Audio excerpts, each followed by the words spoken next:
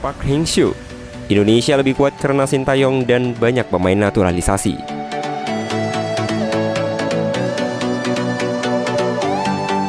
Pelatih timnas Vietnam, Park Hang-seo, mengakui bahwa Indonesia kini lebih kuat dibanding sebelumnya. Salah satu alasan mengapa Indonesia lebih kuat adalah keberadaan Sintayong dan beberapa pemain naturalisasi. Vietnam bermain imbang 0-0 melawan timnas Indonesia pada leg pertama semifinal Piala AFF 2022. Hasil ini memperpanjang rekor apik Park Hang-seo. Selama melatih Vietnam, ia tak pernah kalah dari Indonesia. Di level senior, Vietnam 4 kali bertemu dengan Indonesia, yang hasilnya The Golden Stars menang 2 kali dan meraih hasil imbang 2 kali. Hasil ini membuat timnas Indonesia dan Vietnam akan tampil mati-matian pada leg kedua yang akan digelar di Hanoi pada Senin 9 Januari 2023. Berikut juga ada pernyataan dari Park Hang-seo soal timnas Indonesia. Simak pernyataannya berikut ini. Timnas Indonesia kuat, tapi Vietnam lebih kuat. Pelatih timnas Vietnam tampaknya bangga dengan hasil imbang, terutama dengan rekor apiknya saat menghadapi timnas Indonesia.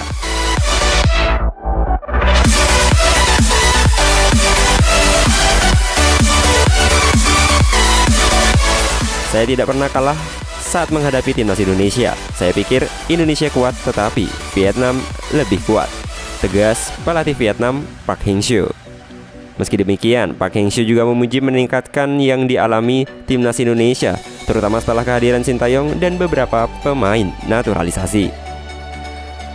Ya, Indonesia sangat kuat, saya pikir kami lebih kuat. Seperti yang kau tahu, Sintayong sudah 2 tahun di Indonesia dan banyak pemain naturalisasi, tambah Park Hang-seo.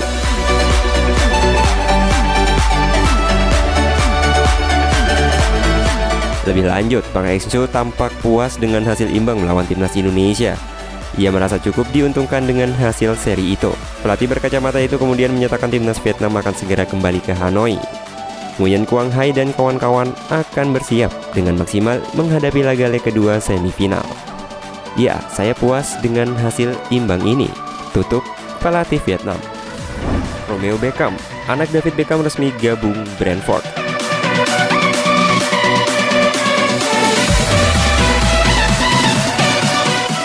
Klub sepak bola Brentford mengumumkan pemain baru pada bursa transfer Januari 2023 ini. Klub Premier League tersebut meresmikan transfer Romeo Beckham, anak kandung legenda David Beckham. Brentford sendiri cukup aktif pada bursa transfer Januari 2022. Sejauh ini mereka telah mendapat 4 pemain baru. Salah satu transfer penting yang dilakukan adalah meminjam penyerang muda Freiburg, Kevin Skedet. Aktivitas transfer Brentford tidak berhenti usai mendapatkan 4 pemain baru. Tim racikan Thomas Frank itu baru saja mengumumkan pemain baru kelima, namanya cukup familiar, Romeo Beckham.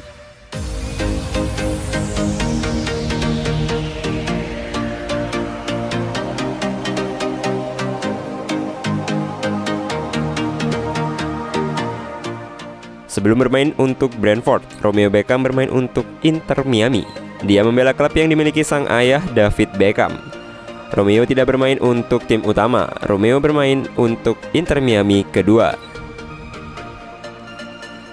Inter Miami 2 tidak bermain di Major League Soccer melainkan MLS Next Pro. Musim lalu Inter Miami 2 finish ke-6 di wilayah timur. Romeo memainkan 20 laga, 19 kali menjadi pemain inti, mencetak 2 gol dan membuat 10 assist. Romeo sendiri diproyeksikan akan bermain untuk Brentford tim B. Sebelum resmi menjadi bagian dari Brentford B, Romeo sudah berlatih bersama tim Brentford sejak MLS Next Pro musim 2022. Kami sangat senang dengan Romeo sejak dia datang bersama kami. Saya suka standarnya dan cara dia berperilaku di dalam dan di luar lapangan, kata pelatih kepala Brentford, Bineil McFarland.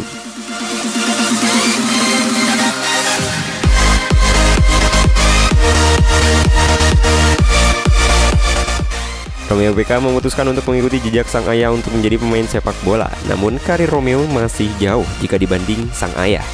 Romeo belum mampu bersaing di top level seperti ayahnya. Romeo sendiri memulai karir sepak bola dengan bergabung di Akademi Arsenal. Ini adalah keputusan yang menarik karena David Beckham adalah legenda dan pernah membela Manchester United untuk waktu yang lama. Manchester United sikat Everton, King MU. Menang jadi hal biasa.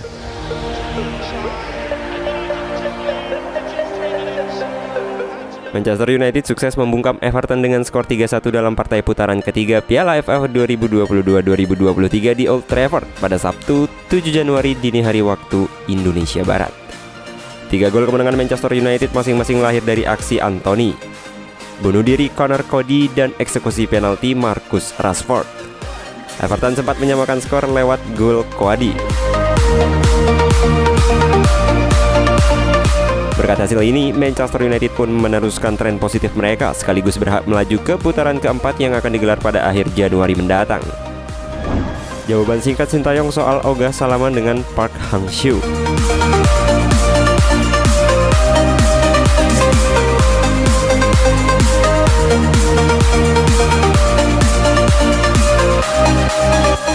Pelatih timnas Indonesia Sintayong memberikan jawaban singkat dan padat saat ditanya mengapa ia tak berjabat tangan dengan pelatih Vietnam Park Hang-seo.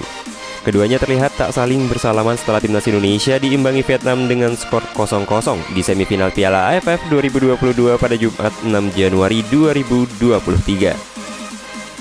Sintayong sendiri sebenarnya sempat berusaha untuk menyalami Park Hang-seo, namun jabatan tangannya dicuekin oleh pelatih Vietnam tersebut. Tanyakan saja kepada dia, kata Sintayong setelah pertandingan. Serupa dengan Sintayong, pelatih Park Hang-seo juga enggan membalas situasi itu lebih lanjut. Menurut Park Hang-seo, masalah yang ada di antara mereka adalah hubungan pribadi. Ini urusan pribadi, mengapa Anda mempertanyakan itu di sini? Jawab pelatih Vietnam Park Hang-seo. Kejadian ini memang sudah berlangsung lama sejak Sintayong menukangi timnas Indonesia yang padahal keduanya dulu dikenal punya hubungan bak guru dan murid.